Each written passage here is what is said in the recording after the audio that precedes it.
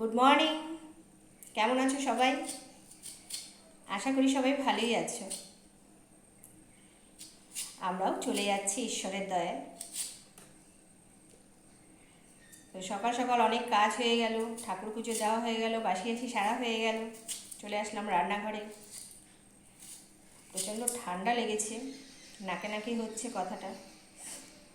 তো আজকে আমাদের গুরুদেবের বার, শুক্রবার। তো আমাদের তো নিরামিষ। ঘরে আলু, বেগুন, কচুরগাঠি, একটু পেঁপে এসব রয়েছে। এসব দিয়ে একটা তরকারি করব, ভাত করব। আর ছেলের বাবা গেল বাজার করতে। ও যেহেতু একটু বেলা করে ঘুম থেকে ওঠে, অনেক রাত করে শোয়, প্রোগ্রাম থাকে, তারপর নিজের গান প্র্যাকটিস করে। ঘুমের তো প্রচুর ঘাটতি, জন্য ঘুম তো ভাঙতেই চায় না। ছেলেরও ঠান্ডা লেগেছে। তো চলো বন্ধুরা,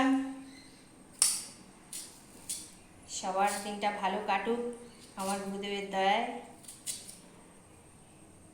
অনুকূল ঠাকুরের দয়ায়, ঈশ্বরের দয়ায়। ভগবান ছাড়া তো কিছুই নেই আমাদের জীবনে, সব কিছুই ঈশ্বরের হাতে। আমাদের হাতে আর কি আছে বল? আমাদের হাতে কিছুই নেই, যা কিছু ঈশ্বরের হাতে।